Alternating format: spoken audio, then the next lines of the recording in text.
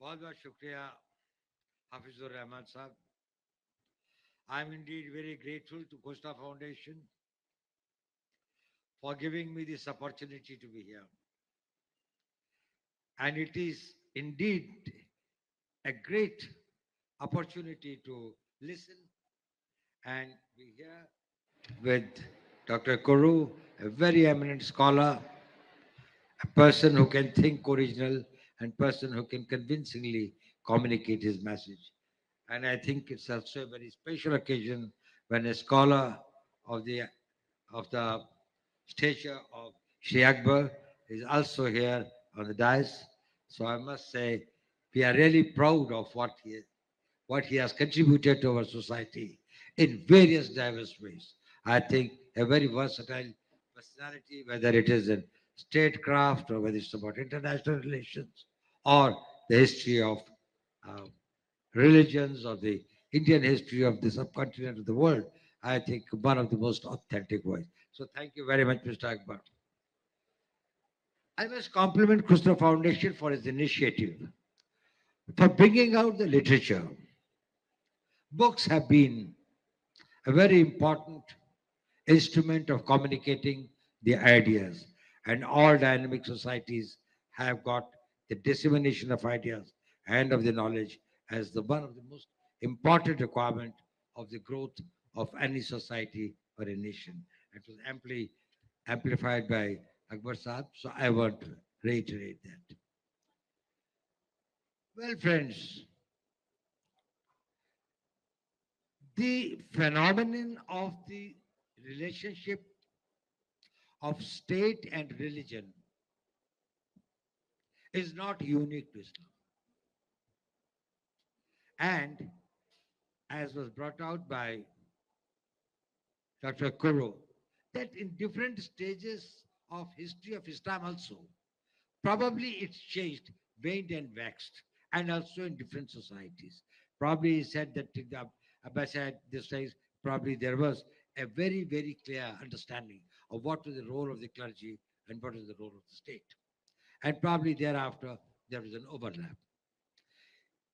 In the Oriental societies also, in Hinduism also, there has been this thing. But there has been one difference. And I don't think that even in times ahead, probably there will be a total separation. The problem is this, that the conflicts are inherent in any ideology, thought, or belief system, or in the existence of any state. Any thought or any ideology has to be competitive. If it is not competitive, then it is no more, it is universally accepted. So there will be only one. If there is more than one faith and one this thing, similarly, unless there is one world state, there will be the states who will have the different conflicts. They will have peace, they will have wars. The problem is this: how do we resolve these conflicts? What is the conflict mitigation or resolution mechanism or the mindset of the societies? I can tell you about the Indian example. First conflict is between the man himself. The conflict between what your competing beliefs, thoughts, needs, aspirations are. Even about your relationship to the other human beings and to the God and to the society. You yourself may have more than one view, and sometimes you might be thinking. Now, this conflict was resolved in Hinduism and the Oriental religions by a process of meditation. That is a dialogue with your own self. You engage your own self. When it was societal, the societal conflicts were resolved through dialogue. And we had a great tradition of what we used to call the Shastrarth. Even in this part of the world, there had been various thoughts. The Buddhism came, and it came in conflict with the then existing Sanatana Dharma or Hinduism. The conflict, how was it resolved? There used to be the frequent debates going for days and months sometimes between the thinkers and the scholars. The famous dialogue between Mandan Mishra and Adi Shankaracharya, which lasted for these things about understanding the concept of God and the human. So the conflict resolution was done in a way which was different from how the state does the conflict resolution. When the state has got the conflicts, it goes to war. It uses the instruments of coercion. But the competitiveness of the thoughts, of the faith, of the beliefs, which will keep on coming and mushrooming, probably cannot be resolved by the same instruments by which the state resolved itself.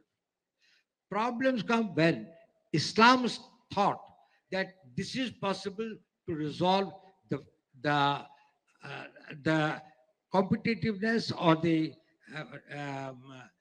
this thing of the thoughts and the beliefs through the same instruments as the state. Now, what happens on that? That doesn't matter. That whether the state will be able to spread a religion or not. That the new ideas and new thoughts stop coming once caution becomes an instrument of countering the competitive thoughts. Because anyone who holds a view different than you, if you are the winner, he will exterminate you, and if the other man wins, he exterminate. You are the so one of you survive. So the new thoughts stop sprouting. If you want any change, any progress, any this thing. And we have to ponder over that why is it that some societies become stagnant? Those societies which could not generate new thoughts, the new ideas, look at the out of box and look at the things fundamentally. Probably they got stagnated at a point of time. And there was a deliberate effort of the vested interest to maintain that the status quo in the thinking process.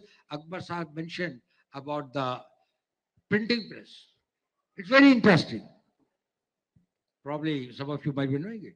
The original idea of the printing press came in the Ottoman Empire. Martin Gutenberg of this thing in Germany, who invented in the 14th century, was able to bring out this thing. And at that point of time, the biggest resistance came from the clergy who did not want the thoughts or the ideas to be sprung on which they thought that they have got the monopoly. Though the fatwas which were issued were mainly on this thing that Islam will be misinterpreted and projected in a way which is not its real content or which is not its real meaning, which they thought the real meaning is what they understood it. That put, when we say that we blame colonialism, we should understand one of the important instruments of colonialism was the printing press. That is the time for the 300 years by which the Islamic countries sort of decided to go for the printing and the concept of books. That 300 years gave them the monopolistic lead over the territories and the areas where they could spread and they could have this thing. The thoughts could not be disseminated. They could not be taken to the people. So the idea is this, that is whether it is justified to blame colonialism or the others for all that is wrong with us. The need for introspection, which I said, is extremely important. Introspection by the individuals, by the societies, and by the states. Whether it is in the statecraft, whether it is in the societal relationships, or whether it is with the individual conduct and the thinking process. We should not allow our brains to be enslaved by the voices, by the prejudices, by this thing, which are derived by motives other than a very objective and a scientific examination of the reality. The world does not remain static. We have to evolve ourselves. Our thoughts have to evolve ourselves. At the same time, it does not mean that in any way it undermines your fidelity to your faith systems, which must be respected and which must be honored. There is no doubt about that. But to become stagnant and refusing to look at the new and emerging realities probably may not be the same. It is in this context when we say underdevelopment or we talk about democracies and the others.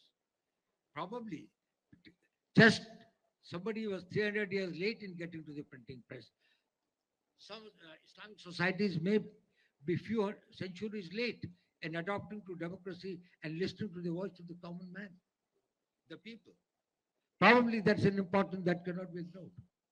If it is not in this century, it may be the next century or maybe the next century. But when you lose the time, the transformation and the change and the progress, both the direction of change and the speed of change are important. If you do it too late, probably you always remain at the back.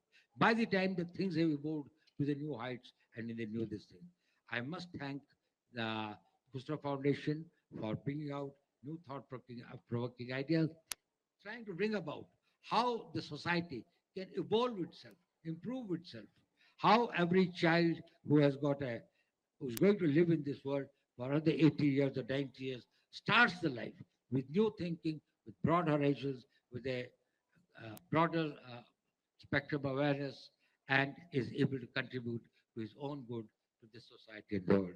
Thank you very much once again, Mr. Hafizur Rahman Saab, and my special thanks to Mr. Kuru, who has really brought out an excellent book. I've just glanced through some parts of it and seen some of his reviews. Actually, the thoughts that he has brought about are really very new to me. I would like to go through them in greater detail and the historical perspective by which he has been able to analyze that how in the Islamic society, while there is no single factor which is responsible for what is wrong. There are multiple factors, but sometimes attributing it to a single factor and which may be external because you don't want to blame your own self. Probably if the diagnosis is wrong, the cure cannot be right. So you have got to look at it, this thing, while colonialism, mercantilism, the economic exploitation might have been the causes which led to the degradation of the certain societies and certain countries and certain nation states. Probably there were reasons other than that also which have got to be understood. So we thank Dr. Kuru once again for his visit and for his contribution and for allowing the Khusro Foundation to have it in the translation, which I think will give it access to a very large number of Indians of all communities and of all religions. Thank you very much. All. Thank you.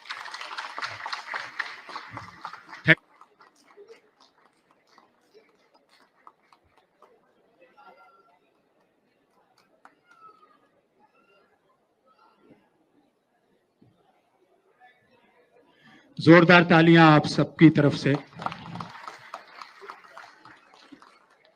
किताबों का analysis करने वाले मानते हैं कि 1 लाख किताबें अगर लिखी जाती हैं तो उनमें कोई एक किताब ऐसी होती है जिसे लोग खरीद के पढ़ते हैं। लेकिन इस किताब को पढ़ने के बाद मैं ये दावे से कह सकता हूँ